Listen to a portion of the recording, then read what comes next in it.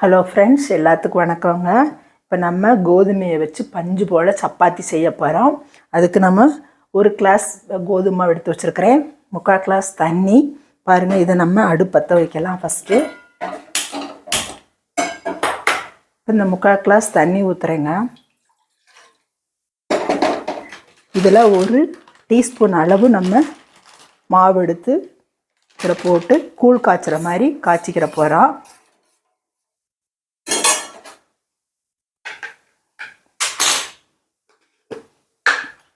ஒரு டீஸ்பூன் சர்க்கரை, ஜீனி.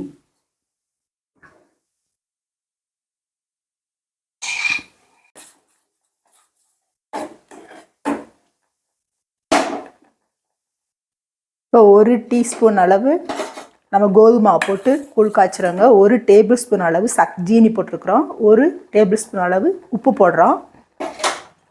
பாருங்கள், சிம்மில் வச்சு கூழ் காய்ச்சுற மாதிரி காய்ச்சிட்டு நம்ம இப்போ ஸ்டவ்வை ஆஃப் பண்ணிடணும். ஆஃப் பண்ணிவிட்டு இந்த மாவு எடுத்துக்கணும், 1 கிளாஸ் மாவு, அதையும் போட்டு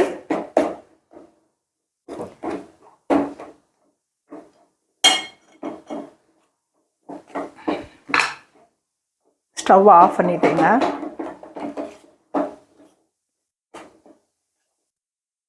நம்ம சப்பாத்திக்கு எப்போதும் போல் மாவு பிசைகிற மாதிரி கையில் நல்லா பிசைஞ்சு ஒரு 1/2 மணி நேரம் வச்சுட்டு சப்பாத்தி சுட வேண்டியதான்.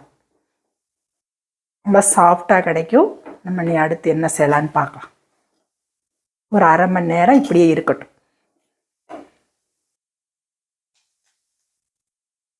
2 நிமிஷம் ஆறிடுச்சுங்க. இப்போ நம்ம கையில் நல்லா பிசைஞ்சுக்கலாம்.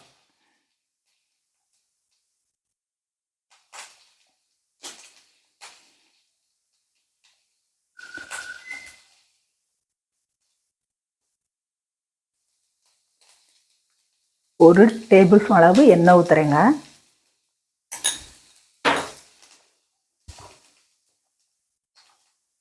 ஒரு துளி கையில் ஒட்டாது.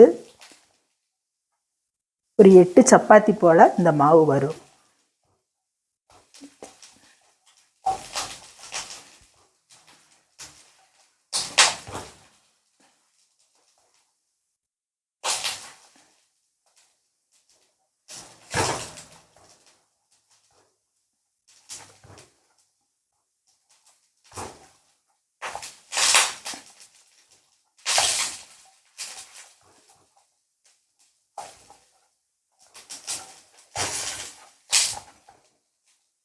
பாருங்கள், நல்லா பிசைஞ்சு எடுத்துட்டோம்.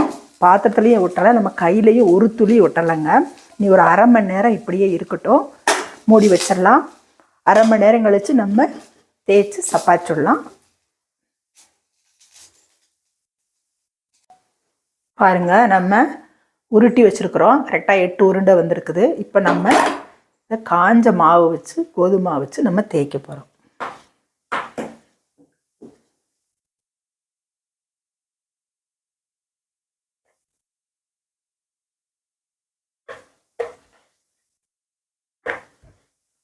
இன்னும் 8 இதையும் தேய்ச்சி வச்சுக்கிட்டு நம்ம சப்பாத்தி சுடலாம்.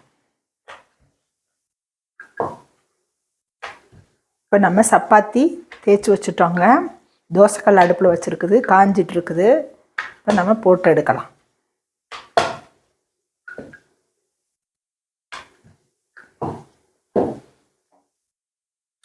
நான் தேங்காய் எண்ணெய் தாங்க யூஸ் பண்ணுறேன். தேங்காய் எண்ணெயில் சப்பாத்தி சுட்டு பாருங்கள், நல்லா சாஃப்டாக இருக்கும்.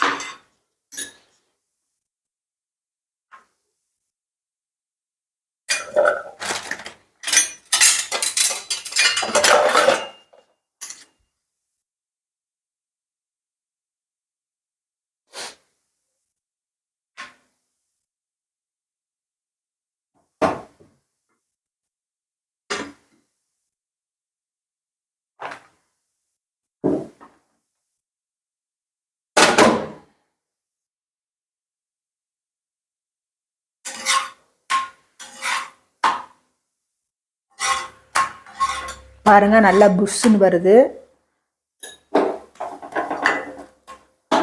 நம்ம இந்த சமயத்தில் கொஞ்சம் ஒரு துளி எண்ணெய் ஊற்றி தடவி எடுத்துறேன். பிச்சுக்கலாம். பாருங்கள் எவ்வளோ சாஃப்டாக இருக்குதுன்னு இங்கே பாருங்கள். ஈஸியாக இருக்கும். இதுக்கு நல்ல காம்பினேஷன் உருளைக்கிழங்கு மட்டன் கறி சட்னி எதனாலும் வச்சு சாப்பிட்லாங்க. ரொம்ப சாஃப்டாக இருக்குது. நீங்கள் அதை செஞ்சு சாப்பிட்டு பார்த்துட்டு கமெண்ட்டில் சொல்லுங்கள். லைக் பண்ணுங்கள், ஷேர் பண்ணுங்கள், சப்ஸ்கிரைப் பண்ணுங்கள். தேங்க்யூ. டாடா.